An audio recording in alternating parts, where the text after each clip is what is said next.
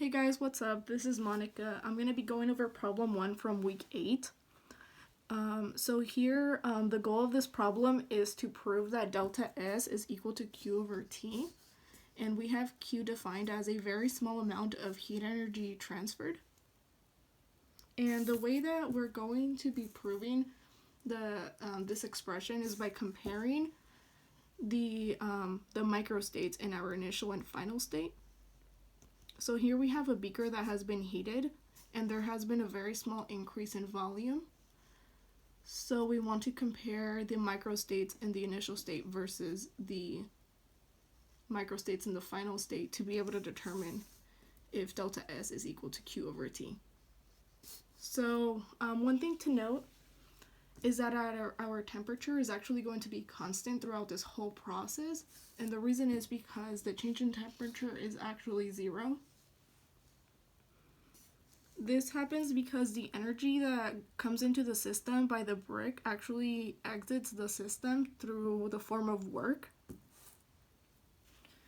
And then finally, before going through the problem, I'm going to be describing the multiplicity. So multiplicity is equal to the number of microstates, which we are going to be defining as n. So in theory, if we have more space, we have more microstates, and therefore our multiplicity is larger. And the way that I can describe this to you guys is if I have, it's described by this right here, volume raised to the power of some sort of number of particles. And then I have like a small explanation here. So if I have a volume of 4 and I have 1 particle, my microstates, it will be equal to 4, and that's my multiplicity value. But if I have 2 particles with the same volume, my multiplicity is now 16. And that's basically how we use this expression here. Now moving on to actually proving that delta S is equal to Q over T, we have to start with the ratio.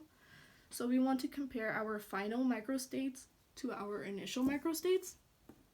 So here we're going to have the volume for the final state raised to the number of particles over the volume in the initial state raised to the number of particles, which is going to be n bar. So now here, if we just expand this expression, we have V over V plus delta V over V to the power of n bar. And so I'm going to be using ln is equal to log.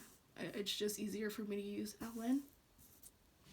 So we take ln of both sides, and by the logarithmic rule of a power, we can bring the n bar up to the front here. So we have our ln of n final over n initial equal to n bar ln 1 plus delta V over V. Now next I'm going to be focusing on this delta V over V term, and we're going to be doing that by relating the volume to our heat transfer.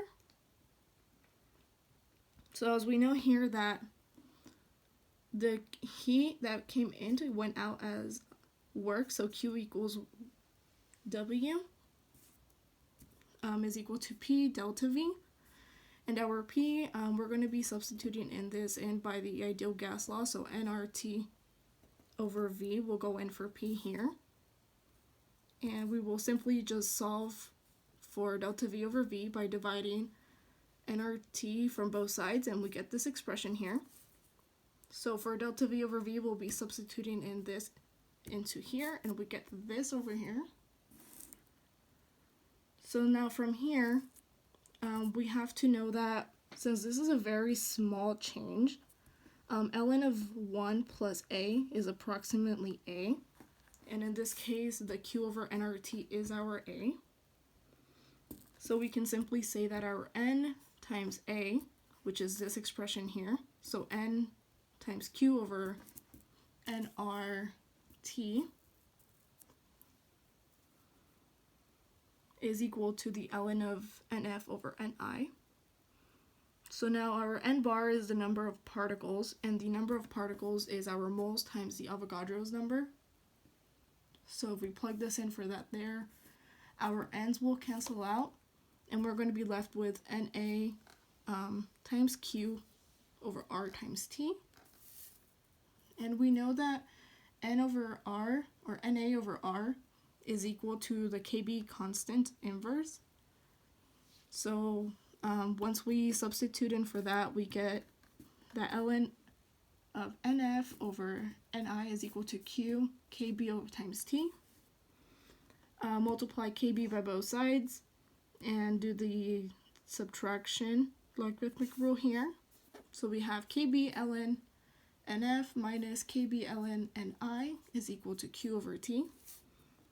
Now we know this expression is equal to our entropy here. So S is equal to Kb log N. And we have entropy final minus entropy initial is simply our change in entropy is equal to Q over T. And that is how you solve that delta S is equal to Q over T.